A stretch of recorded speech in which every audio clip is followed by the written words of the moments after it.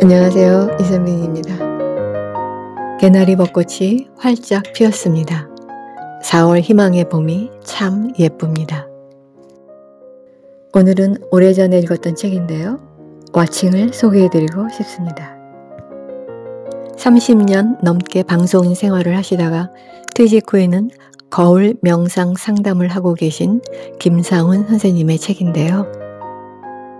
이 책은 3부로 나눠져 있는데 그 중에서 2부에 나를 바꾸어 놓는 7가지 내용 중 일부분을 정리해 보았습니다. 첫 번째 챕터에는 내가 원하는 몸 만들기입니다. 김상훈 선생님이 경험담을 적어주셨습니다.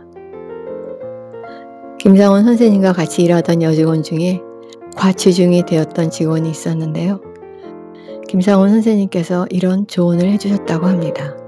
음식을 계속 먹고 싶을 때 먹고 싶은 마음을 어린아이처럼 달래지고 진짜로는 먹지 않고 상상 속에서만 실컷 먹는 상상을 하라고 충고를 했는데요. 그 여직원이 처음엔 선생님 말을 믿지 않았다고 합니다. 그러다가 한번 해보자 하는 마음으로 음식을 실컷 먹는 상상을 한 6개월 동안 열심히 했더니 음식을 시도 때도 없이 먹고 싶어 하던 그 마음이 줄어들고 식욕도 떨어져서 다이어트에 성공했다고 합니다. 이처럼 우리 머릿속을 어떤 이미지로 채우냐에 따라서 우리 몸도 달라진다고 합니다. 다이어트 하느라 실컷 먹는 상상이 아니어도 우리 머릿속을 젊은 이미지로 채우면 몸도 젊어지고 평화롭고 사랑스러운 이미지로 채우면 몸도 활기차고 건강해진다고 하니 저도 사랑스럽고 평화로운 이미지를 늘 머릿속에 채워보겠습니다. 두 번째 챕터는 나를 남으로 바라보면 효과 100배 달성하기입니다. 나를 남으로 바라본다는 말이 좀 생소한데요. 이메일로 김상훈 선생님께 상담을 신청한 학생의 사례입니다. 담배 끊기를 원하는 학생이었는데요. 선생님께서는 이렇게 조언해 주셨습니다. 흡연을 하고 싶을 때마다 금연하는 자신의 모습을 상상하게 하고 종이에 금연 이미지를 그려놓고 가만히 바라보기. 또 자신이 금연을 하면 가장 기뻐할 아빠와 약혼자의 모습을 상상하면서 담배를 피우고 싶은 마음을 억눌러 보기 이렇게 조언했더니 그 학생도 역시 금연에 성공했다고 합니다. 혹시 금연을 하고 싶은데 잘 안 되시는 분은 김상훈 선생님의 조언을 한번 실천해 보시면 좋겠습니다. 세 번째는 과정을 바라보면 목표에 쉽게 달성된다인데요. 골비처 교수는 수학시험 불안증 해소에 관한 연구를 했는데요. 방해되는 영상을 틀어놓고 수학시험 문제를 풀면서 학생들의 마음가짐에 따라 시험 문제 풀이에 어떤 영향을 미치는지 실험을 해보았다고 합니다. 첫 번째 집단은 방해되는 영상이 나오면 미리 해결책 생각을 해두게 하고 두 번째 집단은 방해되는 영상이 나오더라도 수학 문제에 집중해야지 하는 생각을 하고 시험 문제를 풀게 했습니다. 장애물이 나타나면 어떻게 해야겠다 하는 생각까지 미리 해둔 집단은 심리적 방해작용이 많이 제거돼서 수학 문제를 더 많이 풀었다는 실험 결과입니다. 이런 실험 결과를 바탕으로 골비처 교수는 장애물이 나타나면 그것을 어떻게 하겠다는 생각까지 미리 생각해두는 걸림돌 자동 제거 장치 공식을 만들었습니다. 만일 뭐뭐 하면 그럼 뭐뭐 하면 되지 뭐. 이런 생각을 미리 하고 어떤 힘든 일이 예상될 때 막연히 불안해하며 있기보다는 미리 대처 방안을 생각해두면 문제 해결을 더 쉽게 할 수 있다는 연구 결과입니다. 심리학자들의 연구 분야가 참 다양합니다. 지능을 높이는 것을 연구한 교육심리학자 라즈노 폴라르의 이야기입니다. 자신의 자녀 3딸을 상대로 교육 실험을 했습니다. 천재성을 이끌어내는 가장 큰 힘은 동기 유발이라고 여기고 스스로 재미를 느껴 깨우치도록 자극을 주는 방식으로 집에서 교육해서 3딸 모두를 체스 명인으로 만들었습니다. 라젤로 폴가르는 지능은 고정된 것이 아니라서 어느 아이든 천재가 될 수 있다고 바라보면 잠재력을 발휘하는 천재가 된다는 실험 결과를 내놓았습니다. 학부모님들에게 참 반가운 연구 결과 같습니다. 김상훈 선생님은 또 마음의 부정적 생각을 꺼버리는 최선의 방법으로 부정적 생각이나 감정은 그 존재를 인정해주면 사라진다는 연구를 소개해 주셨습니다. UCLA 심리학자 리버만 교수님은 부정적 감정이 일어날 때마다 이건 분노다, 이건 불안이다, 이건 스트레스다 라는 식으로 이름을 붙여 제3자의 눈으로 객관적으로 자신의 부정적 감정을 바라보고 표현해 보았는데요.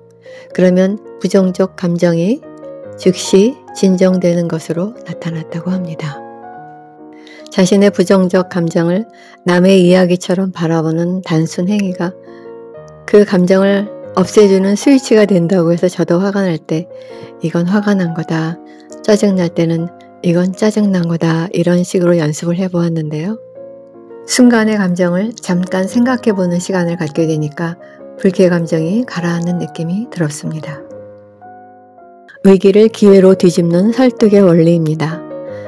아름답지 못한 외모를 장점으로 바꿔놓은 사례인데요. 김상훈 선생님이 한 번은 방송국 기자 시절 방송국 입사시험 면접관으로 들어갔었는데요.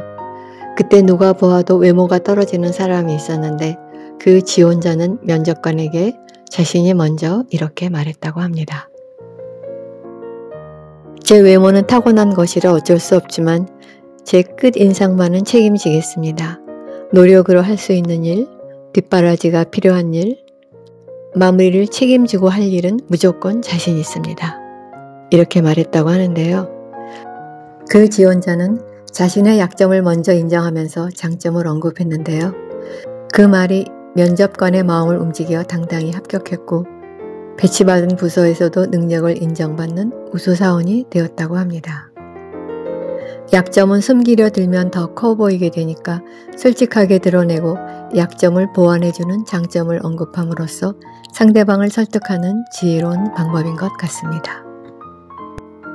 마지막 7번째로는 상보성 원리로 인생의 길이 갈린다입니다. 여류 작가 델마 톰슨의 이야기입니다. 델마 톰슨은 군인이었던 남편을 따라 캘리포니아주 모하비 사막 훈련소로 가서 살게 되었습니다. 섭씨 45도를 오르내리는 숨막히는 날씨에 집 주변에는 뱀이 우글거리고 휘몰아치는 모래바람으로 음식을 먹을 때면 모래알을 같이 먹어야 했습니다. 그는 고향 부모님께 차라리 감옥에 가는 게 나아요. 여긴 지옥이에요. 이렇게 하소연을 했는데요. 딸의 하소연을 들은 델마 톰슨 아버지께서는 2줄의 편지를 보내주셨습니다. 감옥 창살 너머로 밖을 보는 두 죄수가 있다. 한 사람은 하늘의 별을 보고 다른 한 사람은 흙탕길을 본다. 이 2줄의 글을 읽은 델마 톰슨은 하늘의 별을 보는 사람이 되기로 결심했습니다. 델마 톰슨은 기피했던 인디언들과도 친구가 되었고 그들로부터 공예를 배우고 외국적인 사막의 식물에 대해서도 배우고 아름다운 사막의 저녁 노을도 즐길 수 있게 되었습니다. 그리고 그녀는 이 사막의 아름다움을 발견한 기쁨을 책으로 써서 사막을 배경으로 한 소설가로 변신했습니다. 델마 톰슨은 사막은 변하지 않았다. 내 생각만 변했다. 생각을 돌리면 비참한 경험이 가장 흥미로운 삶으로 변할 수 있다는 것을 깨달았다고 말했습니다. 김상훈 선생님의 책 와칭에 나와 있는 많은 사례 중에 일부분만 전해드렸는데요. 와칭이란 관찰자의 눈으로 사물을 보는 것인데요. 객관적인 시각으로 우리의 생각이나 감정을 바라보는 것이 우리의 마음속에 있는 부정적 감정을 해결할 수 있는 원리라고 합니다. 저는 관찰자의 눈으로 바라본다는 것이 처음 읽었을 때보다 좀 더 이해가 잘 되었습니다. 여러분께도 도움이 되었으면 좋겠습니다. 시청해 주셔서 고맙습니다.